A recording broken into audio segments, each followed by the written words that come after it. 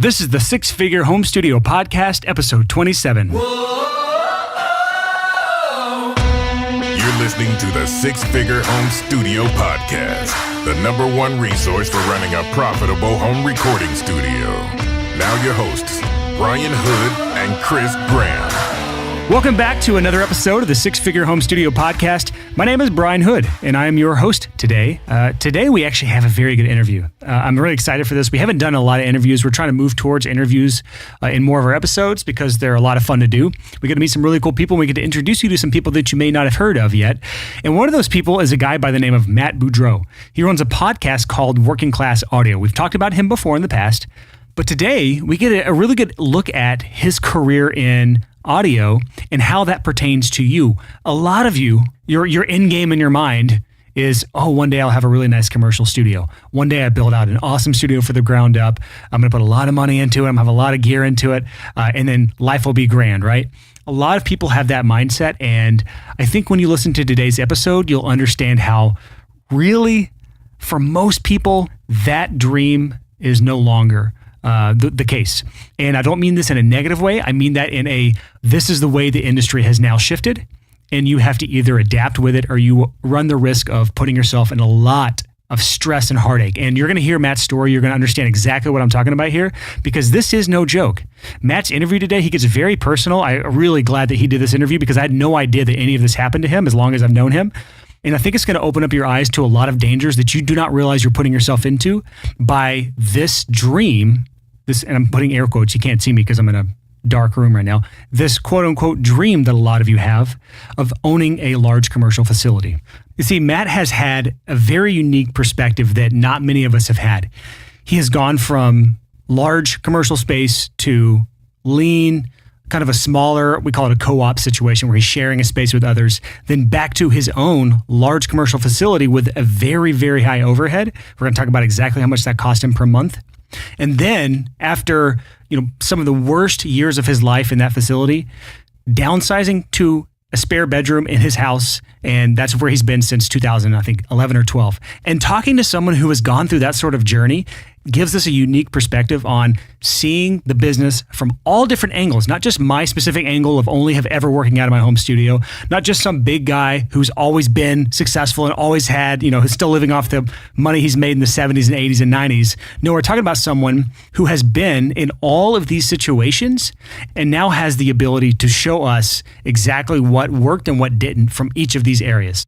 But before we get into the interview today, I want to mention something that you may not know about because I've never promoted it and I really haven't done anything with it. And that is the Six Figure Home Studio YouTube channel. I'm starting that up now. I'm going to be putting out more consistent content on there. We already have our podcast episodes on there, which you don't need to know because you're already listening to our podcast, most likely on your mobile device. But there's other YouTube videos on there that you probably haven't seen yet.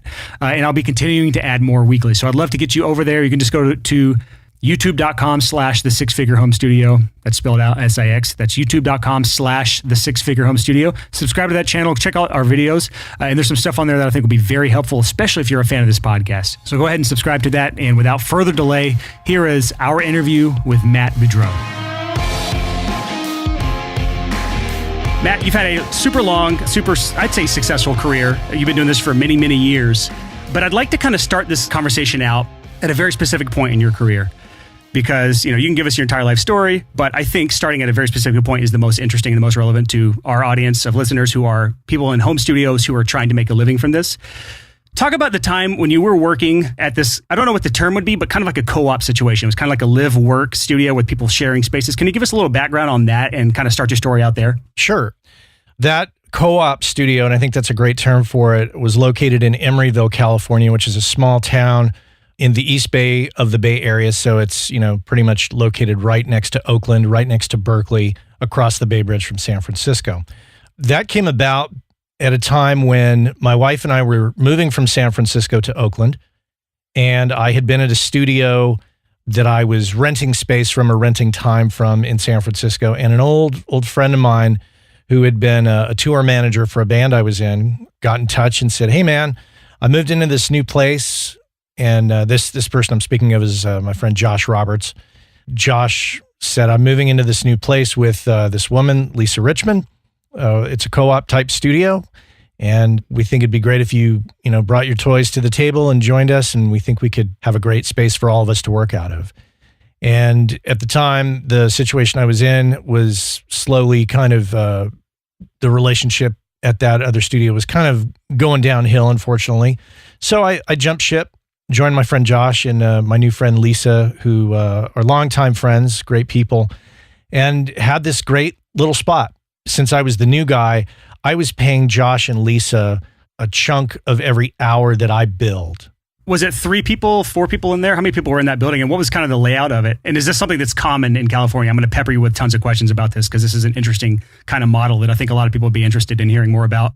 It was, I think, in the traditional sense, when people talk about a live-work loft, that's exactly what it was. And there was 2 guys living there, one above the studio, one across the atrium from the studio itself. It was like a 2-story small building. It's probably about maybe like 1,200, 1,500 square feet max. And the studio was properly built out, room within a room.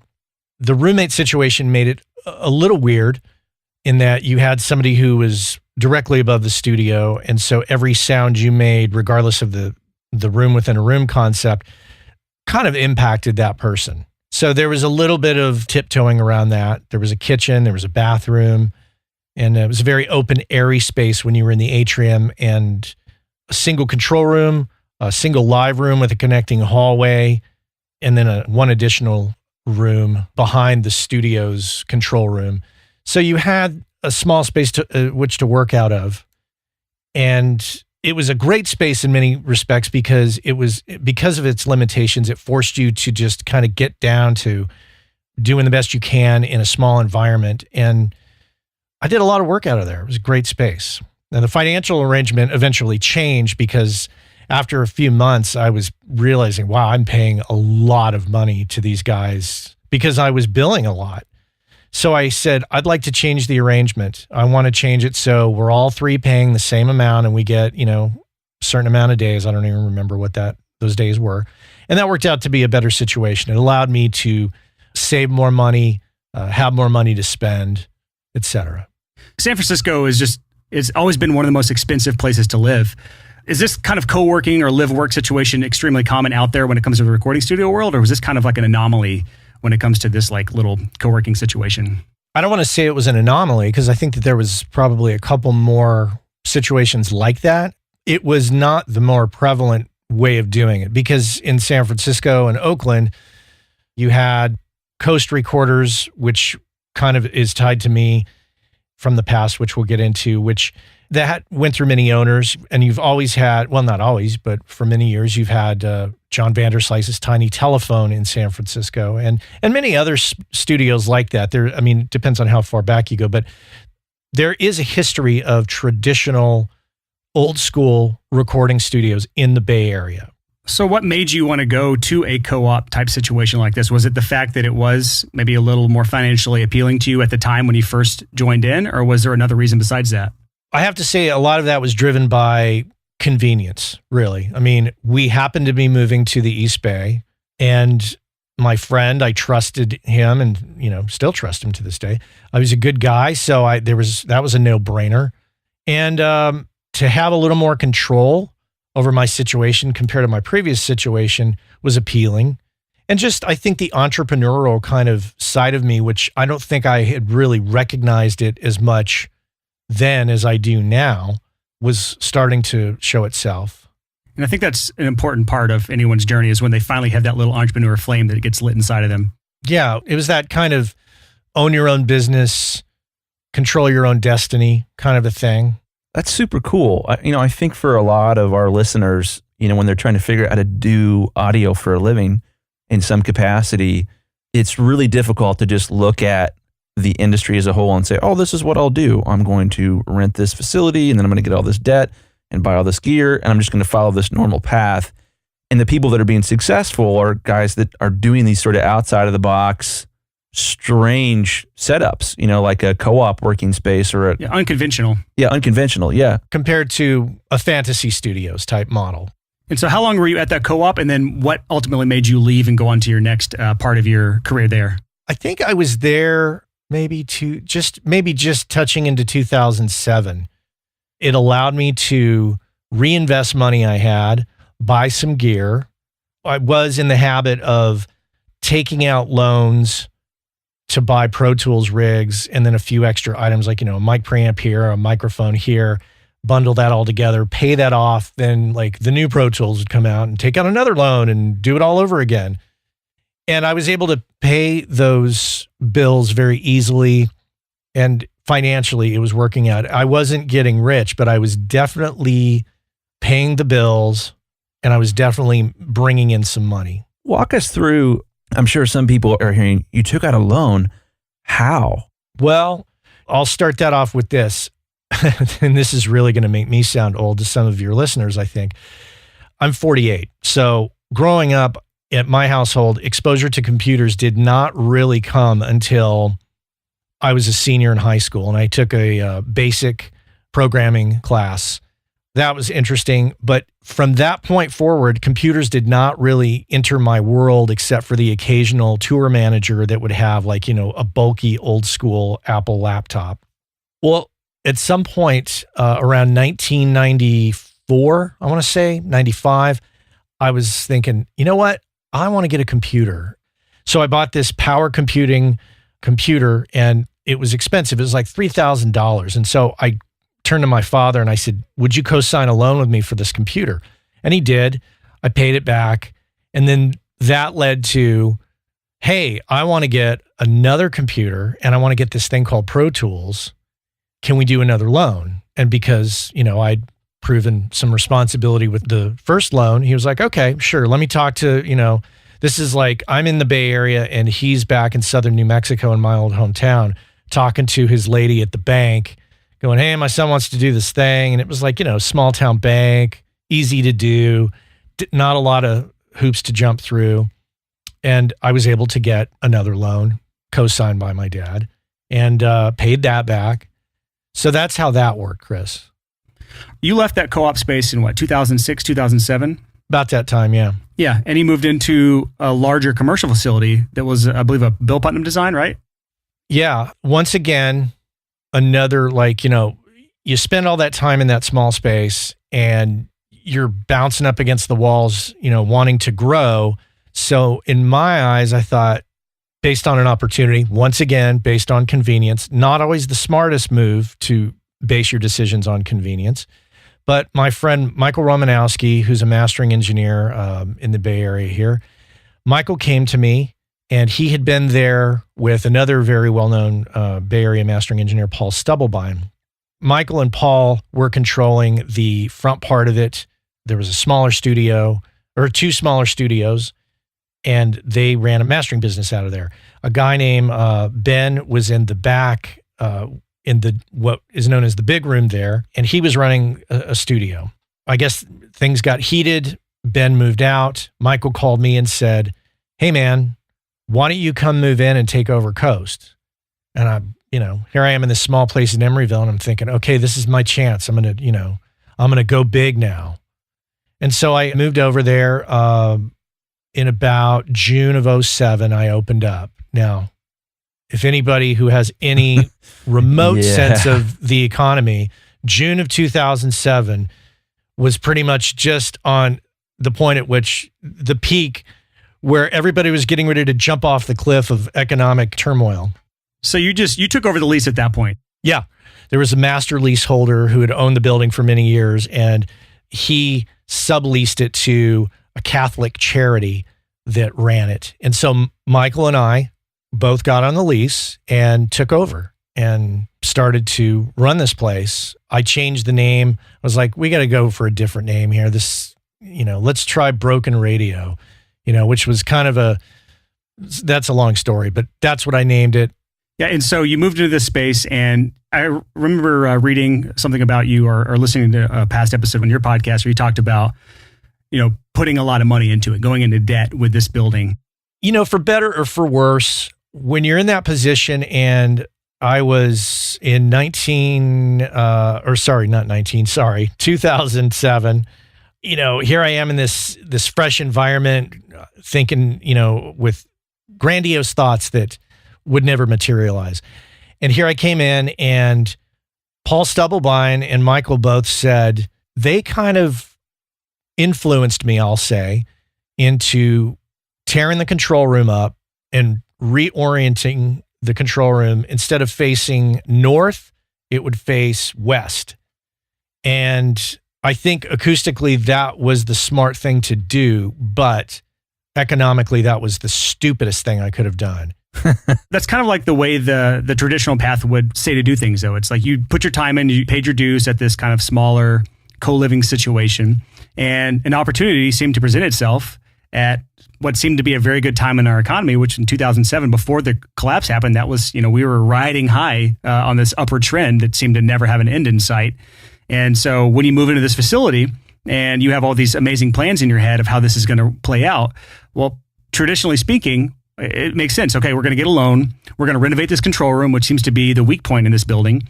And that'll get me set up for success for the rest of my career out of this building. Is that basically how it kind of played out in your head? Yeah. I just thought I'm going to do this in a super badass way and people are just going to show up. Also at the time, the back of the building was facing out to a parking lot. And so the emergency exit from my live room would go out into this parking lot. So we could very easily get supplies in through the back door and into the control room, not worry about, permits, and just build it out. So let's just fast forward. You renovated the studio. Can you share how much you put into this renovation? I think I put about $15,000 to $20,000 in. And from that point on, when you opened up shop, was it kind of that, if I build it, they'll come? Or was this, after the recession had already hit, was it hard to kind of make ends meet at that time? Or what did it play out from this point on in the career side of things? Well, there was a lot of interest, and I had all of these industry friends kind of putting their 2 cents in and giving me advice. I couldn't afford to, get a big board. So Josh, my former Emeryville partner, was very kind to let me take his small Trident board out of our Emeryville studio and bring it in. And, it was essentially this Trident board, some mic preamps and Pro Tools setup. And Paul Stubblebine, the mastering engineer, lent me his 2-inch 24 track, and we were up and running. And people were coming, people were booking time. But the problem is that the overhead was just too much. What was your overhead at that time? Do you remember the specific numbers of what it cost to just keep the doors open and bills paid at that time? Yeah, it was about $3,500 a month. And do you remember your overhead at the previous facility, the smaller one, before you moved out? I do. It was about $500 a month. So you could charge the same exact rates at both facilities and make the exact same amount of money, but at one space you're making $0 profit, and the other space you're making, $2,000 or $3,000 profit per month with the same amount of work. Yeah. Let me set the scene for you. So in Emeryville, I'm coasting. I'm spending money on gear. It's growing. Everything is flowing. It's not a finely tuned, but a well done small business. And with a little improvement in marketing and maybe a little smarter move with some of the money, could really turn out to be profitable. Go to the other place, the bigger place, I'm barely paying the bills, bringing in no money, really bringing a lot of tension to my house as a result. Were you married at this time? I was. When I opened the studio, let me see, 2008, my youngest was born. So this is all happening, the recession, the new studio that was barely scraping by, and you had your first child all roughly at the same time. No, my second child. Yeah. Oh, sorry. Second child. I had my first child. We had our first child in 2006. I hate it when guys say I had. My wife had. Yeah. My wife had our first child in 2006, our second child in 2008. So new studio, new kid. Oh shit, the money is not doing what I thought it was going to do. So was there any light at the end of the tunnel with that? Or was it just kind of one of those slow decays until you finally moved out of that space? Or how did that play out? It was a daily stress. Every gig, every inkling of a gig that would come in, I would be on it like, white on rice. Yeah, regardless of to red flags or anything, you had to basically do it. You were forced to. Yeah. Didn't matter if the client was stone cold crazy or not. And if it was a big client, like we had this Keith Urban iTunes original session come in. And let me tell you something. I had no experience bringing in an act on that level. So I did everything. I did everything myself in that when it came to the studio. I had some great people help me get the studio ready and prep it. Some folks that interned and really some worked out well, some didn't, but others helped me get it there. But once it was up and running, I was running it and it was a struggle. It was like, okay, so the Keith Urban band's coming in. Okay, I'm going to need to get parking permits for all the parking meters out in front of the studio. Let's go do that. Oh, we got to get the food ready. We got to get, this, fulfill the rider. We got to do all these things. And this ginormous crew of people showed up and took over the studio. And then it took Apple 45 days to pay for the time. Yeah, I've seen this play out in a number of ways. And I think they talk about this a lot on the book, The E-Myth Revisited, where you're so busy working in your business, doing all these little tasks that have to be done that you have no time to work on your business. And you're at this point in your career where your overhead's $3,500 a month and you're working 40, 50, 60, 70, 80 hour weeks just to break even, and you're stressed out. You basically have no time to work on your business, which means, maybe marketing, maybe positioning, maybe building a website, maybe doing outreach, maybe meeting people for lunch or looking for someone to hire as an assistant, as if you could even afford it at the time, because I know that, times are tough at that time. But when you have no time to work on your business, it could be like you're in this vicious cycle that has no end in sight. So how did you actually end up getting out of this vicious cycle that it seemed like you had found yourself into? Good question. And I want to give you a visual for your listeners. It was as if I jumped into the deep end of a pool, and if I stopped treading water, I would drown.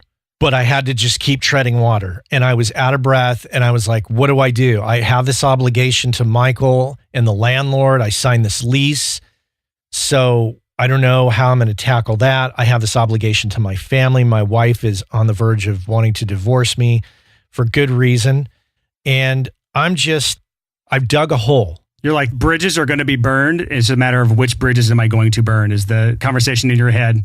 Well, the lease was coming up for renewal. I knew it was coming up. It was about a year out. And I thought, God, if I don't leave now, what am I going to do?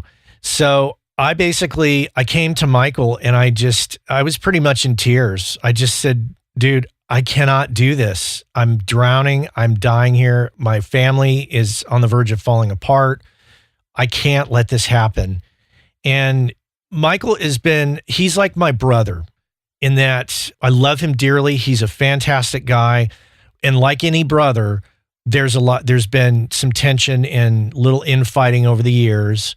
And so I got to give him credit. He said, okay, let's figure this out. What can we do? So in the end, we got me off the lease. I had been bouncing checks on the landlord, bouncing checks on the kids' daycare. I was in a shit position, guys. And I want to stress that I was in this place where I dug my own hole and it was up to me to get myself out. So Michael was great. He just said, okay, let's come up with a plan. We got our friend Tom Richardson to come in and take over. I got off the lease. Michael became the master leaseholder, and I pulled all my stuff out and I went home with my tail between my legs. And Michael was able to continue on with our friend Tom taking over. And the funny thing was Tom came in, tore up the control room again, had it face back to the original position, but redid the space really nice because Tom had money. Tom had been running a pro audio business for many, many years that I actually had worked for. And Tom was just in a better position financially and business-wise to go and do that. So I did it. I got home and wrapped it up. And so by the start of 2012, I was out. But it was it was a hell that I wouldn't want anybody else to have to deal with. But I got to say, a lot of great stuff happened as a result. Just I upped my game as an engineer. I upped my game as a business person. I failed in many respects, and I learned so much from that. It almost wrecked my marriage. Did not. I've saved that. We saved that. And I wouldn't change the past because I wouldn't have learned half the shit that I did had it not been for that experience, a very rough experience. Wow. Well, I think that's a really intense thing, I'm sure, for our listeners to listen to. And it's something that we talk about. One of the big lies in our industry is simply, if you build it, they will come.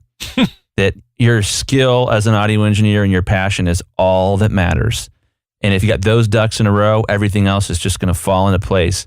And your story is such a cautionary tale with the debt and the expenses and the ongoing rent and this sort of, I love your illustration about treading water of, yeah, you can be amazing at this, but there's this whole other component that can wreck it, which is your monthly expenses. And I want to add to that, I was super cocky about it in the beginning because I was like, oh, I'm taking over this Bill Putnam room, and I had kind of a chip on my shoulder, I have to say. And I was pretty full of shit, I got to say as well.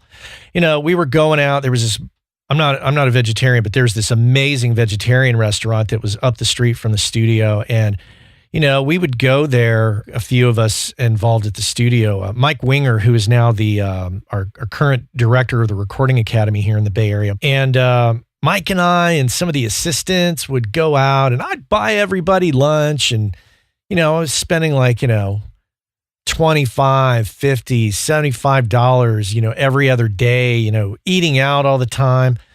When in reality, I should have been making a brown bag lunch and putting my nose to the grindstone and going, okay, how am I going to make this work? And I did everything wrong, everything possibly wrong that you could do. That was me. Well, I have a few insights I've seen just from hearing you talk about this. And kind of touching on what Chris said just now, where if you build it, they will come. Having that mindset is a lie that a lot of people get told. But you had people coming in. It wasn't like you had no clients. The problem was the overhead is what killed you, which is if you build it and they come, you still die because the overhead, it limits you severely. It's like you have to make $3,500 a month just to break even. And that includes no money in the pocket for you or your family. When in reality, if you had the $500 a month overhead, well, $3,500 a month, you're still taking away $3,000. So with all that being said, the big lesson is keeping overhead low, which I think you did because you moved into your home after this. Is that what you did, is move back in your home? We'll talk about that in a second. But the big takeaway here is you failed, or you said you failed. In my mind, I failed. I have failed many, many times in my life in big and small ways. And I'm sure Chris has as well. I don't know. We haven't really spoken of too many of his failures, but maybe a couple on the podcast. Not really. I'm just kidding. Yeah. But I don't know many people that are successful that have not failed in some major way in their lives. And I think what separates those who, in the entrepreneur world at least, those who are successful and those who are failures are not the failure itself. It's how you respond to that failure. And from what I've heard from you talk about so far and where I know you're at right now, I know your response to failure wasn't just to curl up in a ball and hope it all goes away, or to never check your bank account because you know it's empty. Like, although that may have been the response at the time, you're too scared to check your own bank account. We've all been there. But your response was to learn from your mistakes and then make the changes needed in order to succeed. Like you said, you had to dig yourself out of that situation. So kind of talk to us about that now. You kind of talked about what you had to do to get yourself out. So what was your next move in your career at that point to really start setting yourself up for the next chapter of your life? Well, after I got out, I realized that, okay, I'm just going to bring a particular batch of gear home. I had a lot of loaner gear too. And I returned all the loaner gear, brought back home what I had, and set up in one of the bedrooms in our house. We have a 4-bedroom house, and I had set up, got going, and my wife came home one day and said, I got to work more out of the house and I need an office. I'd like to take this room. Why don't you take the kids' playroom? And our relationship at the time was not the greatest. There was still a lot of tension and a lot of animosity on her part from my stupid behavior.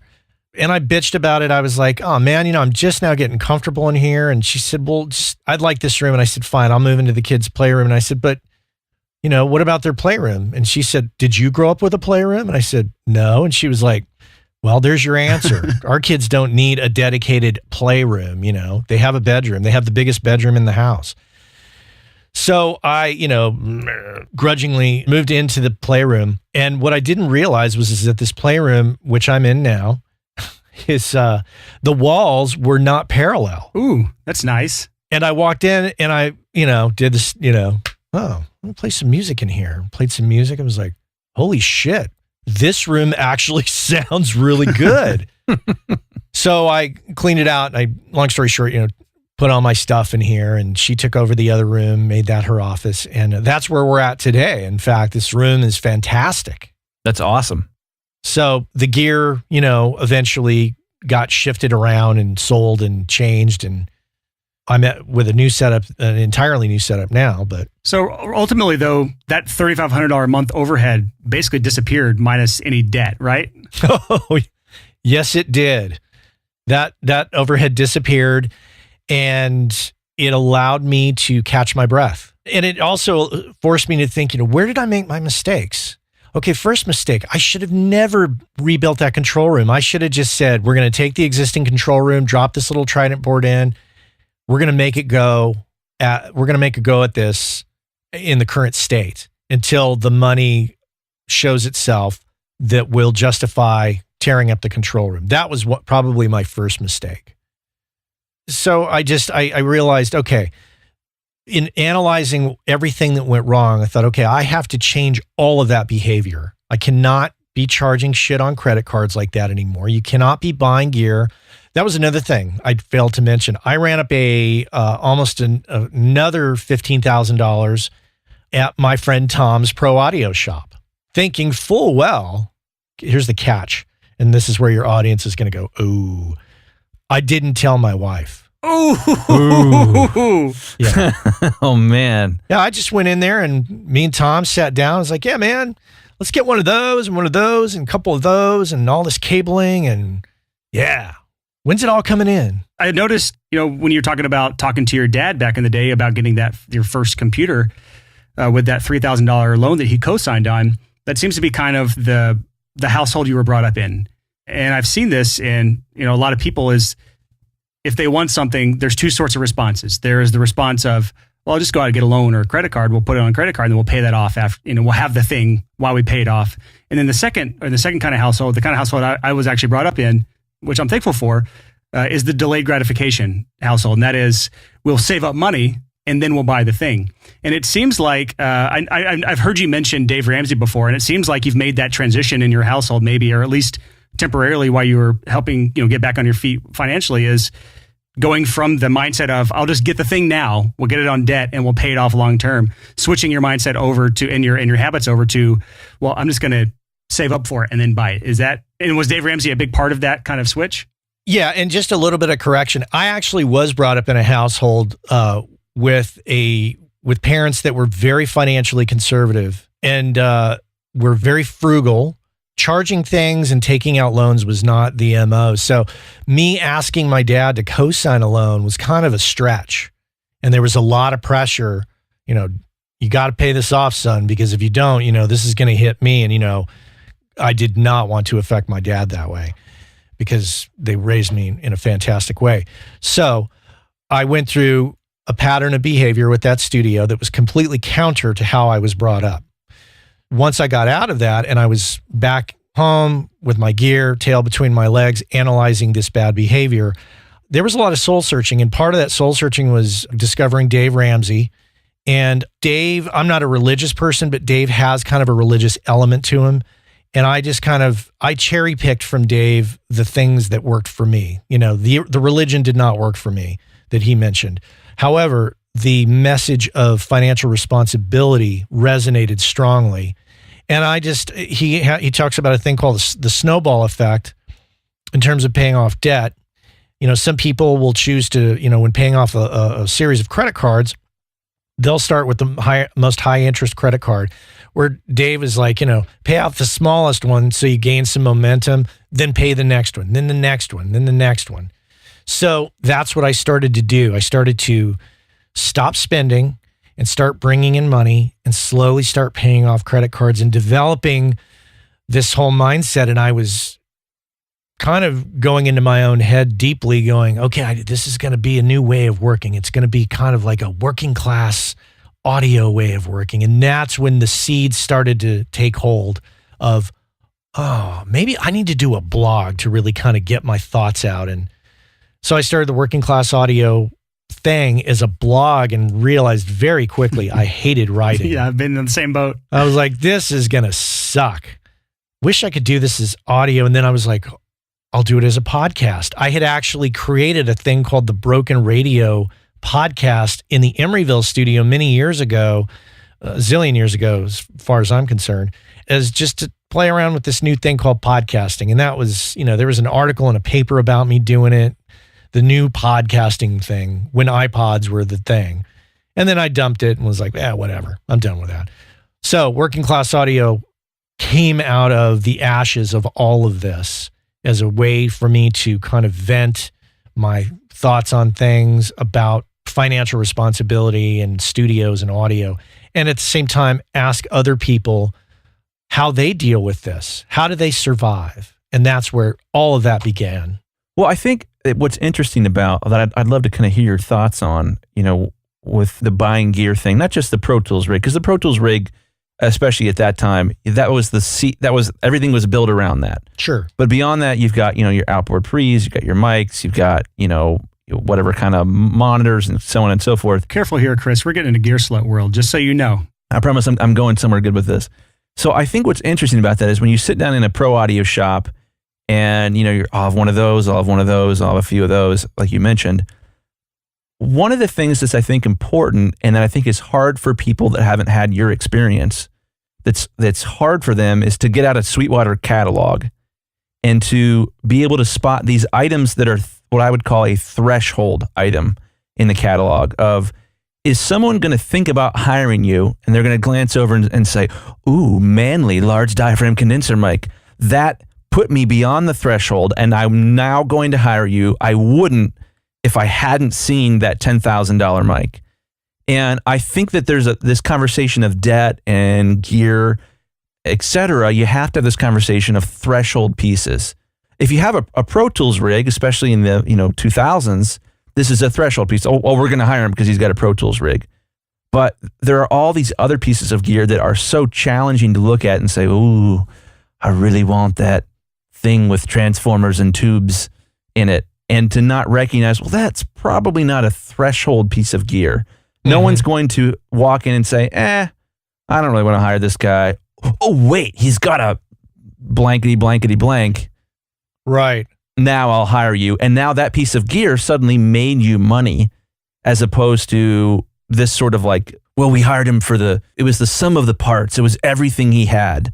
That's not why it is why people hire an audio engineer, but very rarely are any one of those pieces of gear absolutely essential to getting the gig. Yeah, really, at the end of the day, when you're about to buy a piece of gear because you think it's going to get somebody to hire you, have to ask yourself, do people hire guys like Chris Lord-Alge based on their gear? No. They hire him because they have a reputation of a certain level of work that gets a certain sound. And that's what you're paying for. You're paying for somebody's ears and their talent and their experience. And no, that is the one thing I harp on and I am constantly checking myself on is gear. I've mentored people or advise people where, well, I'm thinking about doing this and buying all this. I'm like, hang on a sec. Really? You're going to go and spend that much money on this stuff because you think it's going to change your outcome? No, you already have the basics of what you need. You might need a key piece here or there to fill in the gap, but don't go all crazy. Don't go into debt, period. I think this is a good point to kind of talk about Graham Hill's TED Talk that I've heard you talk about. Yeah. Another inspiration. Tell us the impact this had on your life and then maybe your gear collection. Yeah, it's a great talk where basically, he talks about, he's sitting on a box and he says, you see this box? You know what's in this box? Neither do I, but I've been carrying it around from, apartment to apartment for the last 10 years. I'll cut to the chase. We accumulate stuff. We constantly are buying knickknacks or things we think we need or things, well, I better hold on to that for, some future event that may or may not happen. And that TED Talk really inspired me to kind of focus a little bit more on the minimalism type thing. And now there's a podcast, the Minimalist Guys. And those guys and Graham Hill really started to get me to think, okay, I need to start getting rid of stuff. And so I just started selling stuff, generating income from that. And that was helping pay off some of those credit cards. And this whole post San Francisco studio thing has been a big transformation, a long-term transformation, but it's been a big change of behaviors about money, about gear, about acquisition of things, and focusing on what do I need to do the job and what can I not buy? And if you're going to buy something, I always figure, buy something really good and hold on to that for years. Don't be buying crap and changing the crap every 6 months to a year and just continually putting out money, and recognizing that the act of spending money on gear is almost like a drug for some people. Yeah, retail therapy. It is. It totally is. I have some stuff here that I've acquired since selling off a lot of stuff, and it's more geared towards what I'm doing now. So you mentioned Working Class Audio, starting as a blog and now it's a podcast. We've kind of had, not really a series, but kind of a theme we've talked about in our last interview with Emily Dolan Davis, and now with you. I think is a good point to bring this up, where you take two different passions and you combine them together into a niche or something that is a revenue stream. And I'd love to kind of talk about how Working Class Audio has kind of evolved into something that has actually ended up being a pretty decent business for you, if you're willing to talk about any of that kind of stuff. Sure. Basically, I was like, okay, I've got this podcast. It seems people are listening to it. Maybe I should try to monetize it in some way. And maybe I could do that with some banner ads. Who do I know that's really good at banner ads? I was like, oh, Jules from Gear Sluts, who I've known for years.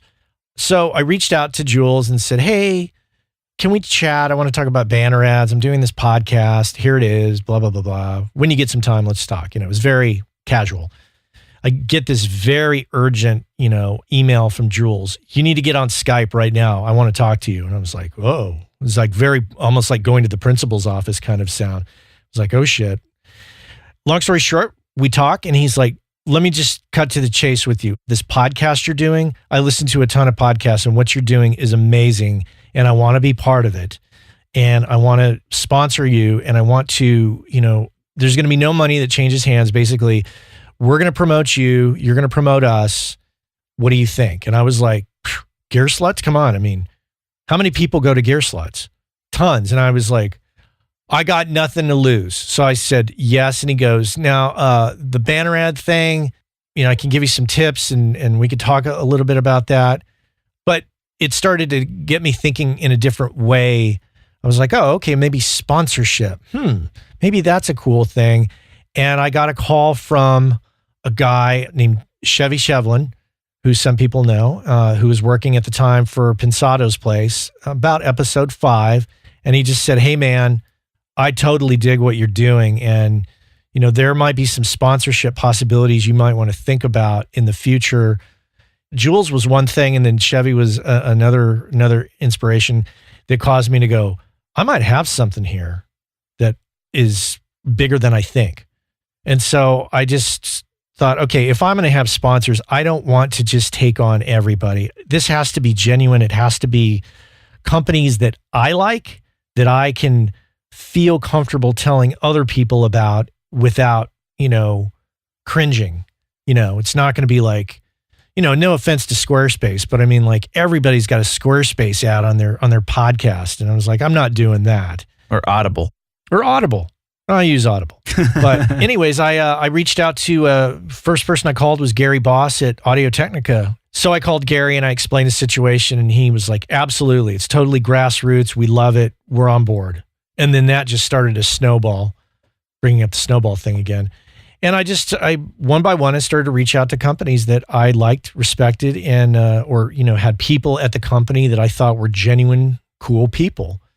And then I kind of got a stable of people, got a little bit of income coming in, and that started to be a source of some income. And then I was doing audio work. That was bringing in income. And I needed to bring in more. So I took on this like cheeseball live karaoke gig. I was like, well, shit, I played drums for a number of years. I still have a drum set. I might as well go out and play. So I started to play with some guys and bring in some money and do a once a week gig. And I had this kind of, audio, podcast, karaoke gig, and some other miscellaneous things. bringing in some income, and it was allowing me to pay down this debt and save a little bit of money and kind of get back on my feet. I think for people listening, if you hit a point in your careers where you feel like you're stuck and your response is to just kind of cower away and run from those problems, it's going to be a very long road for you. And I feel like if you can kind of do what Matt's done here, and that's kind of face these problems head on and tackle them one by one and start building, I guess we're going to keep with the snowball theme here. It's all these little snowballs he's building up. If you have the skills to play drums, right? And that's bringing a little extra money to pay that debt down. Might as well do it on the weekends. If you have, you've done podcasts in the past and you had fun with that and you kind of want to bring this working class audio type thing to the listeners, or you have something worth doing a podcast about, and that ends up bringing money in to start paying down debt. That takes a lot of work. It's not, people think it's easy to do podcasts, but it's a lot more work than you may think. So being able to tackle these issues one by one and start building the snowball, I think it's a testament to your work ethic and your ability to, I'd say the term for another TED Talk, which may be in our show notes, is that grit term, GRIT, the ability to stick things out when things get tough. That is a rare thing to see for some reason, but it's the thing that leads to the most success with people. Yeah, and let me kind of piggyback on that. We can edit this out if this becomes like offensive or anything, but anything that starts with that, I love. Yeah, where are we going with that, Chris? Well, it's not as intense as it probably sounds, but I got to applaud you for keeping your marriage through all this. That was tough. Crazy rare in our industry. Crazy rare. I mean, my parents have been married for, I don't know, 60, almost 70 years. They're very old, yes. My wife's parents have been married for over 50 years. And that was how I was brought up. So the thought of losing that, especially with children involved, that was devastating to me. Yeah. So we did what any couple would do, some couples therapy, some, heart-to-heart talks. And I did not want to lose this family. And I was willing to not do anything. Some people say, I'd do anything to save my marriage. I didn't want to compromise I didn't want to go and get like a typical day job to satisfy my wife for that. I was like, I can do what I do, but I can do it without the overhead and I could still be successful. Yeah. I had a long road to walk with her to make good on things. Knock on wood, things are way different now. Things are far different financially. Things are far different relationship-wise. We have a happy family that and like I say, I'm not a religious person, but I feel blessed to have the family that I do have. That is so cool, man. But that wouldn't have happened had I not changed a lot of those behaviors. And a lot of that I can attribute to being cocky, being inexperienced, and just being not very mature about a lot of my decision-making. Well, I had a really intense heart-to-heart with my dad years and years ago. It was when I told him I got engaged. And not to get like too personal on this, but my parents are not married. And when they divorced, I was 13. It was messy. It was very, very messy. And one of the things he told me that stuck with me and it's been really helpful in my marriage is he, in a number of words, communicated that he was still paying for his mistakes when him and my mom got divorced. And I think that's one of the things that's not really talked about in our society, that if you had stuck with it, with the high overhead thing, and your marriage had fallen apart, it would have sucked then. But what really sucks about it is you would still, every single day, have more consequences to that decision from years and years and years ago. And the flip side of that coin is you, every single day, have more and more benefit to finding a way to live first without breaking your spirit, without completely compromising who you are, which would have damaged your marriage as well. Yeah. If your wife was like, oh, well, he's just sort of a wimp now, he's broken, but we're still married. Right.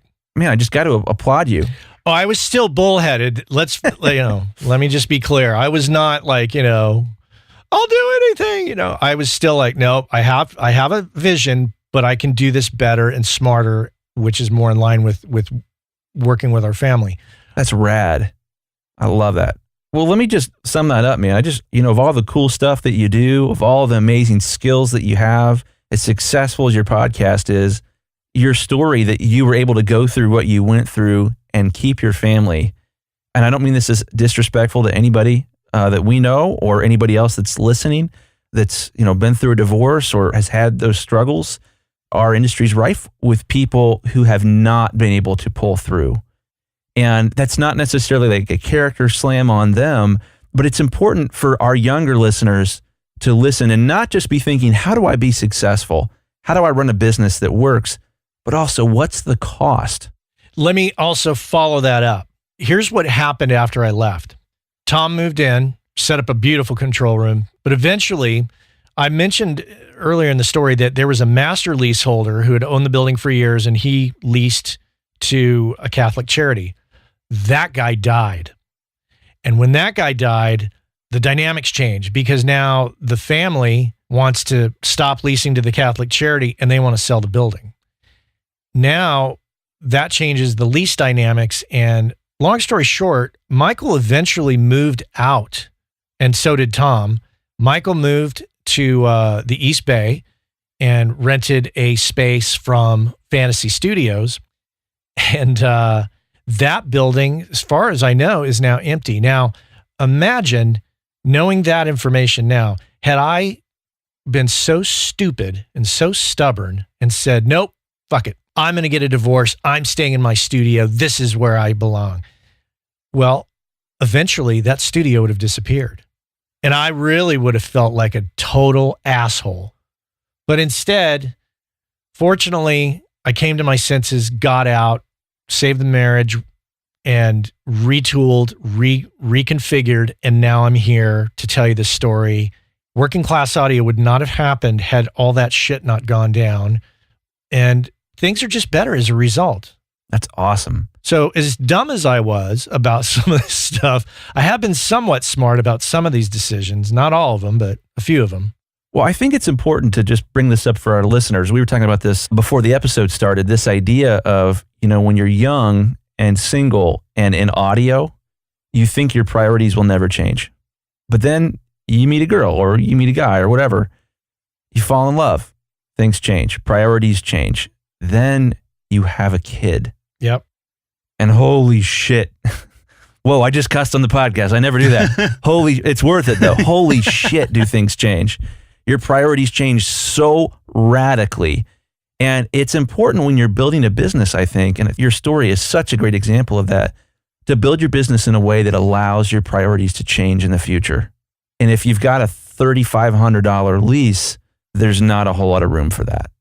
There's not. And one thing that changed along the way was I got a call one day from my friends at Universal Audio, and they called and said, we think we have a job for you. And I was like, well, first of all, you guys are like down Santa Cruz and San Jose. So I don't know what you're thinking, but For those who don't know, that's a pretty long drive away from where he lives. it's too long of a commute to do on a daily basis. So I said, okay, what do you got? They said, well, we want you to do QA work for us, quality assurance work for, software. And I laughed. I was like, are you joking? Why do you think that? I have no experience doing QA work. Are you guys pranking me? And they were like, no. Hear us out. You have eons of audio experience. We can't teach you that.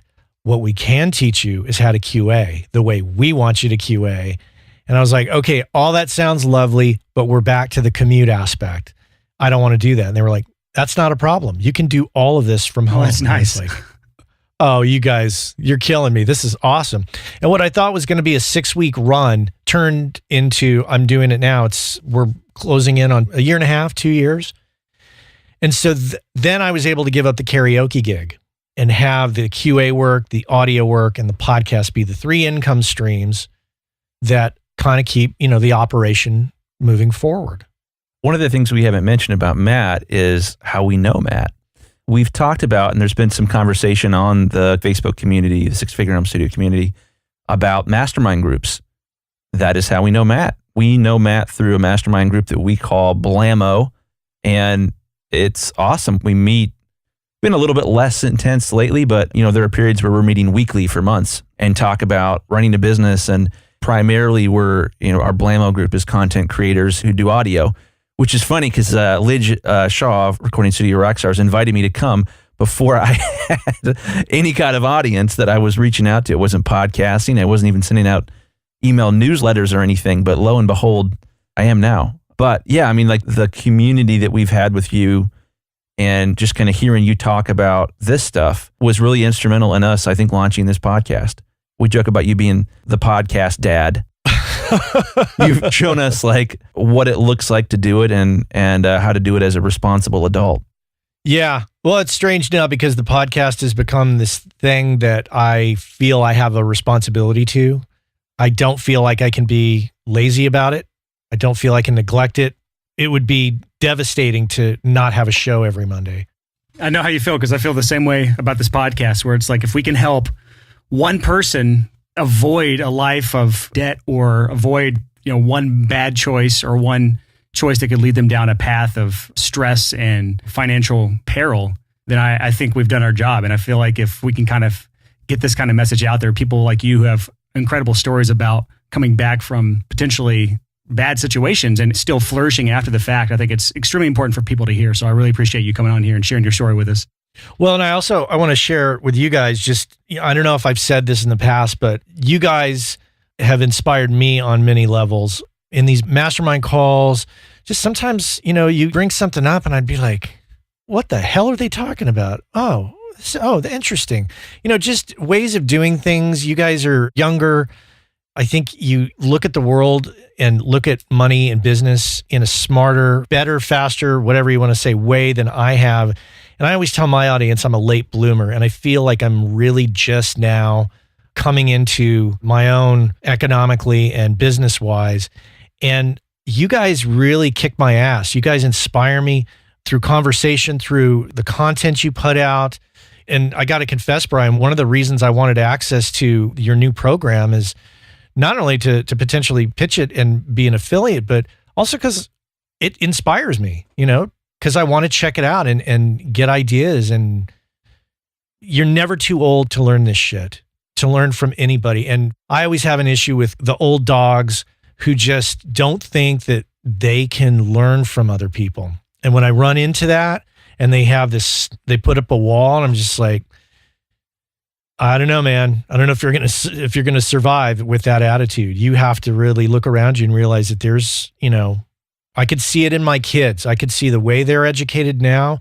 They are so much smarter than I was at that age. This is the power of the mastermind group as it is. We haven't really talked about it. I mean, we've mentioned it a couple times, Chris. We've never really gone into detail, so maybe it's a good conversation worth having in an episode. But the power of the mastermind is this. It's, we have the experience of Matt, who has 150 plus episodes of his podcast under his belt, or maybe 170. I don't. What number are you at right now? This week I'm at 176. Yep, 176 episodes. We're on like 25 right now. So to have that sort of experience level at our fingertips of someone that can give us the right feedback and insight on what we're doing right and what we're doing wrong, that kind of stuff's invaluable. And it goes both ways where, we may have a different worldview or a different type of take on something from a business perspective or advertising or networking or whatever it happens to be, that we can help share our younger point of view to Matt. And so it's like this, a rising tide lifts all ships, or whatever the saying is, where we both help each other out in different areas, because no one's going to know everything ever. So to be able to get around people, I think it's an important part of business. And that's one of the things I do in the Profitable Producer course is after we do our accountability program, that's an 8-week thing that we do. At the end of that, I have people split off into mastermind groups of about 5 to 8 people. And because I know the power of those things long term, and I have some that we put people into groups the first time back in September. And, as of right now in May, they're still meeting up once a week. So I know how important these can be. So if you're not in a mastermind right now, I encourage you to find a group of people, 5 to 8, preferably 10 at the most, that you can meet with weekly and share your experiences, your goals, what you're struggling with, and help each other out through your different perspectives on life and business. Matt, where can people find out more about you if they want to dig into your work? Sure. Well, we've been talking a lot about my podcast. You can go to workingclassaudio.com and check that out. If you want to learn more about myself, you can go to mattboudreau.com. That's mattboudreau.com. Yeah, that's about it. So that is it for our interview with Matt Boudreau. I know for a lot of you, that was a wake-up call. Hearing someone who, hit, maybe for lack of a better word, rock bottom, and really struggled with not only making ends meet, but making their life at home work. And I don't even have a wife or kids. And there were parts of this interview that really made me reconsider how I'm running my business in some ways. So no matter what your situation is, there is something you can take away from this interview. And my biggest hope is that there's someone out there who is about to put themselves into a situation that Matt had put himself into, AKA an opportunity, if you want to call it that, has presented itself, and you're about to jump on that. I hope that this interview will make you just at least pause and reconsider and think, you know, it's nice to have the prestige of a nice commercial facility. Maybe my friends are telling me that's the right move to make. Maybe that's what society is telling me, or at least the gear slut community is telling me that's what the right move to make is. But maybe this interview gives you a second look at it. Maybe you realize this is not the best move for me or my business or my family. Maybe there's a better way to spend my money, to spend my time, better thing to put my effort into. If this interview changes one person's life, I will count it as a success. So yeah, that's the whole goal of this podcast, is just learn from other people's mistakes, and that way you don't have to learn the hard way. So next week's episode is one that I'm actually really excited about. We're interviewing a guy by the name of Warren Hewart. You may have heard of him. He runs a YouTube called Produce Like a Pro, a website called Produce Like a Pro. He has a wildly successful career in both audio and the YouTube world. He's one of the few people I've seen that has successfully balanced both worlds and has had successful careers on both sides and not just one or the other. So be sure to check out next week's episode at 6 a.m. Tuesday morning. That'll be going live. And again, don't forget about the Six Figure Home Studio YouTube channel. I just posted a new video today. That's kind of more in the line of what I will be doing. The video is called How I Earn More Than $300 an Hour from My Home Studio. That video is up and live. You can watch it now. Just go to youtube.com/the Six Figure Home Studio. That's SIX, the Six Figure Home Studio. And you can watch that video right now, subscribe, and you'll get all the future videos that I post on YouTube. That is it for this episode. Happy hustling, and see you next week. Whoa.